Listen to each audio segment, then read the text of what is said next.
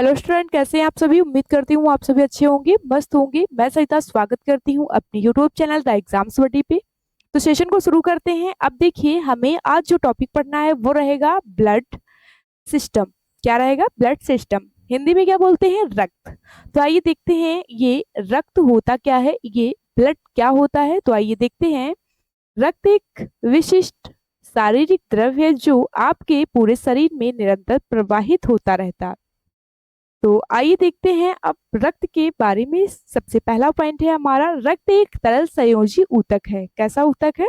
तरल संयोजी ऊतक है। मैंने आपको ऊतक के टाइप में ये बताया भी था कि रक्त कैसा ऊतक है। तो रक्त एक तरल संयोजी ऊतक है। तो आइए देखते हैं अगला पॉइंट है हमारा। अगला पॉइंट है स्टडी ऑफ ब्लड। रक्त के अध्ययन को क्या कहा जाता है? रक्त के अध्ययन को हम हेमेटोलॉजी कहते हैं। क्या कहते हैं? हेमेटोलॉजी कहते हैं। अब देखते हैं अगला पॉइंट है हमारा। अगला पॉइंट है, मानव शरीर का 7% रक्त मानव शरीर का 7% होता है, या 7% ऑफ ह्यूमन बॉडी। कितना होता है? 7% ऑफ ह्यूमन बॉडी। अब देखते हैं तीसरा पॉइंट है हमारा, शरीर में 5 से 6 लीटर 5 से 6 लीटर रक्त या ब्लड होता है। ये पॉइंट ध्यान रखना। अगर मानव शरीर का परसेंटेज में पूछे तो 7%, अगर लीटर में बात करें तो कितना होता है? अधिकतम कितना होगा? तो 5 से 6 लीटर। कितना होगा? 5 से 6 लीटर। लेकिन अगर मानव शरीर में 5 से 6 लीटर रक्त होता है तो महिलाओं में पुरुषों की तुलना महिलाओं में पुरुषों की तुलना या फीमेल में मेल की तुलना में आधे से 1 लीटर कम होता है। आधे से 1 लीटर कम होता है। तो ये पॉइंट भी ध्यान रखना। तो आइए देखते हैं अगला पॉइंट है हमारा। अगला पॉइंट ये है कि मानव रक्त एक विषमांगी, इंग्लिश में बोलते हैं हेट्रोजिन्स या मिक्सचर मिश्रण, जो एक क्या है? जो एक कोलाइड है। क्या है? कोलाइड है। अब यहां तक देखना कि एक चीज होती है, जैसे आपके पास 2 ग्लास हैं, दोनों ग्लास में पानी भरा हुआ है।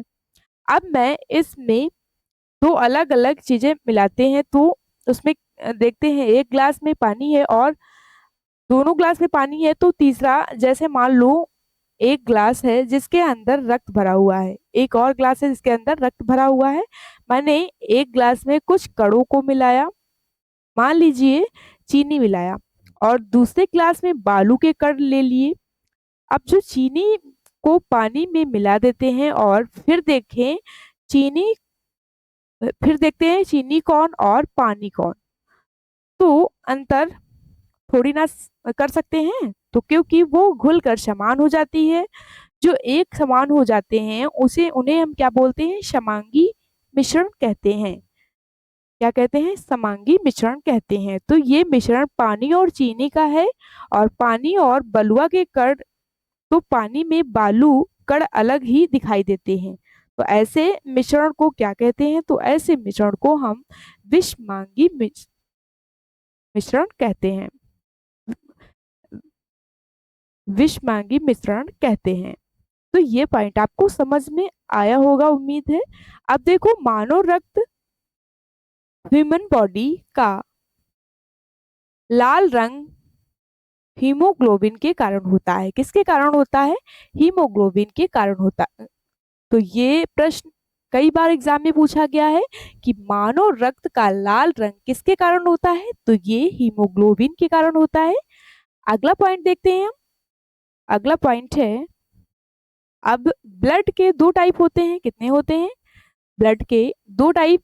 एक हमारा हो जाएगा प्लाज्मा, और सेकंड हमारा हो जाएगा रुधिर कणिकाएं। क्या होगा? रुधिर कणिकाएं। तो अब हम बात करते हैं, तो ये भाग होते हैं। अब जैसे मान लें, अभी बताया कि हमारे शरीर का रक्त कितने प्रतिशत होता है, तो हमारे शरीर का 7% बताया था, और लीटर में 5 से 6 लीटर बताया था। तो ये रक्त का प्लाज्मा कितना होता है? ये रक्त का प्लाज्मा कितना होता है? तो ये 55 से 60 55 से 60%। ये नहीं हो तो सिर्फ 60%। अब बची हुई मात्रा किसकी आएगी, तो ये कितना होगा, तो कौन, तो रुधिर, रुधिर कितना होगा, तो 40 से 45%। कितना होगा, 40 से 45%। तो ये ऑप्शन में ना हो तो 40 आएगा, तो 40 राइट आंसर हो जाएगा।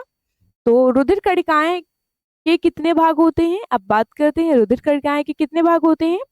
तो रुधिर कणिकाएं के 3 भाग होते हैं, कितने, 3 टाइप होते हैं। तो नंबर 1 की बात करते हैं, नंबर 1 पे हमारा आता है आरबीसी, नंबर 2 पे हमारा आता है डब्ल्यूबीसी, नंबर 3 पे प्लेटलेट्स। क्या आता है, प्लेटलेट्स। तो अब हम जो है नंबर 1 प्लाज्मा, नंबर 1 है हमारा प्लाज्मा। तो नंबर 2 पे हमारा रुधिर कणिका है, तो नंबर 1 प्लाज्मा रक्त का कितना है, 55 से 60 या 60। दूसरा पॉइंट देख लेते हैं, पहला हम देखे पढ़ेंगे प्लाज्मा, और दूसरा पॉइंट 55 से 60 या 60। अब देख लेते हैं सेकंड पॉइंट हमारा है पीला या येलो।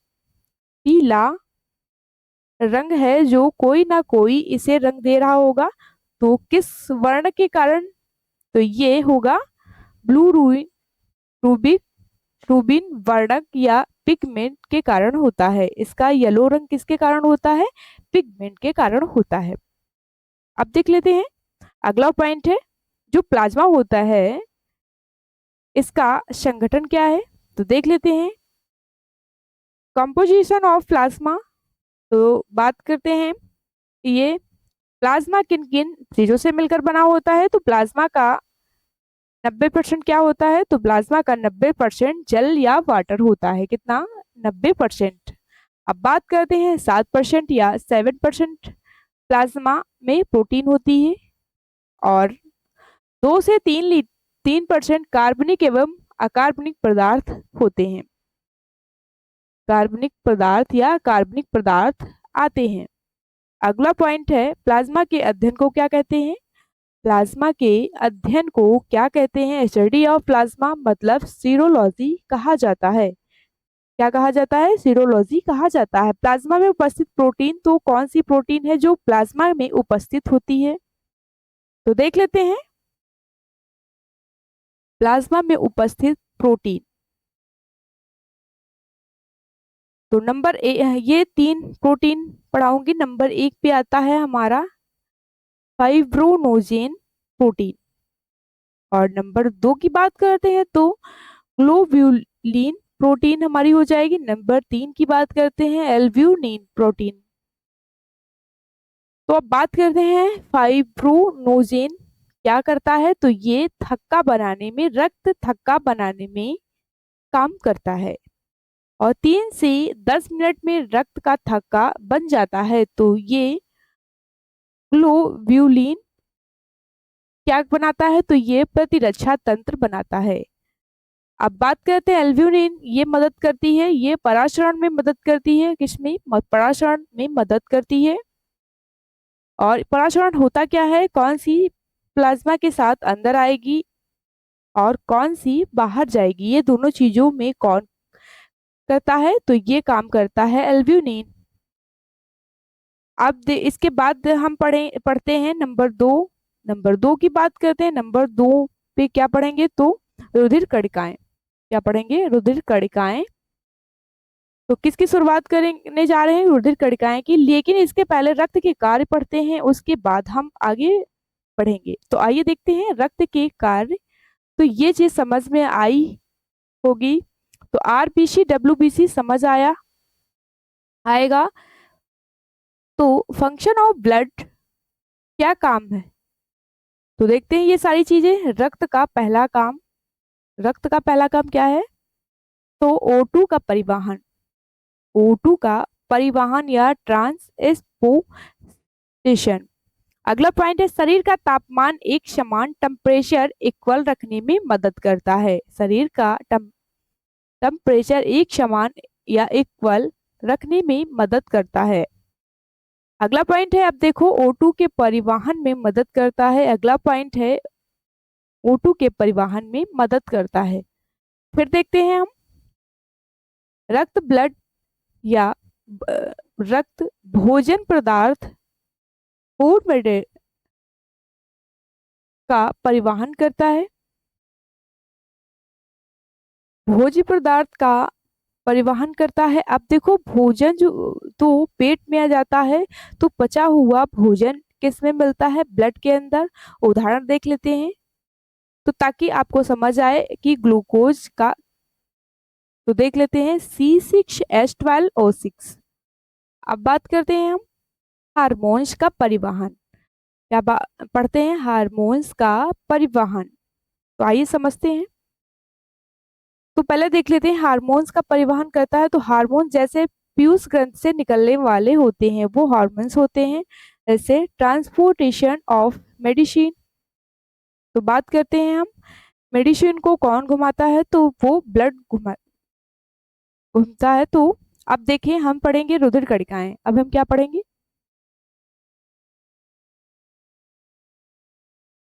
अब हम बात करते हैं रुधिर कणिकाएं या रुधिर कोशिकाएं या रुधिर कोशिकाएं। अब बात करते हैं ये ब्लड कॉर्पल्स या ब्लड सेल्स। रक्त में उपस्थित कणों को अथवा कोशिकाओं को कहा जाता है। रक्त में उपस्थित कणों अथवा कोशिकाओं को कहा जाता है। अब देख लेते हैं तो इसके टाइप कितने होते हैं? तो इसके 3 टाइप होते हैं, 3 प्रकार की होती हैं। नंबर 1 हमारा हो जाएगा आरबीसी डब्ल्यूबीसी। नंबर 3 हो जाएगा प्लेटलेट्स। क्या होगा? प्लेटलेट्स। तो क्या पढ़ेंगे? आरबीसी तो ये लाल रक्त कोशिकाएं या कणिकाएं, रेड ब्लड सेल्स। तो बात करते हैं आरबीसी की।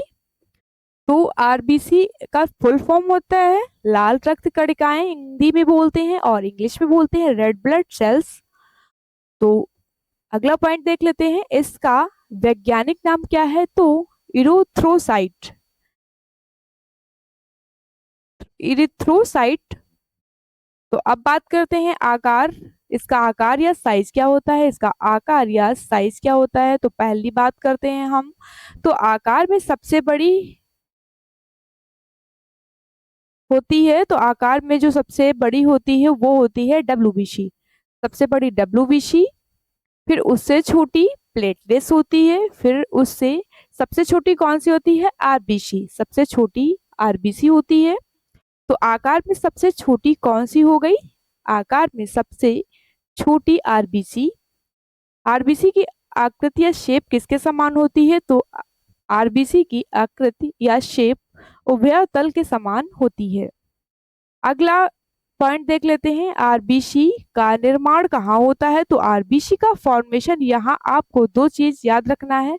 पहली चीज है आरबीसी का निर्माण कहाँ होता है? तो आरबीसी का निर्माण होता है अस्थि मज्जा या इंग्लिश में बोलते हैं बोन मैरो में होता है। और फिर हम बात करते हैं, दूसरा पॉइंट है आरबीसी का निर्माण भ्रूण अवस्था या एम्ब्रियो। भ्रूण अवस्था में आरबीसी का निर्माण कहाँ होता है? भ्रूण अवस्था में। तो भ्रूण अवस्था में आरबीसी का निर्माण कहाँ होता है? भ्रूण अवस्था की बात करते हैं तो उसमें आरबीसी का निर्माण कहाँ होता है, मतलब फॉर्मेशन कहाँ होता है? तो लीवर या यकृत में होता है। लीवर या यकृत में होता है। तो यहाँ तक सारी चीजें समझ में आ गई होंगी उम्मीद है। तो आज का सेशन हम यहीं तक रखते हैं। तो मिलते हैं अगली क्लास में। तो सेशन लास्ट तक जरूर देखिएगा। अगर आपको ये सेशन पसंद आया हो तो सेशन को लाइक, शेयर और चैनल को सब्सक्राइब करें। जय हिंद, जय भारत।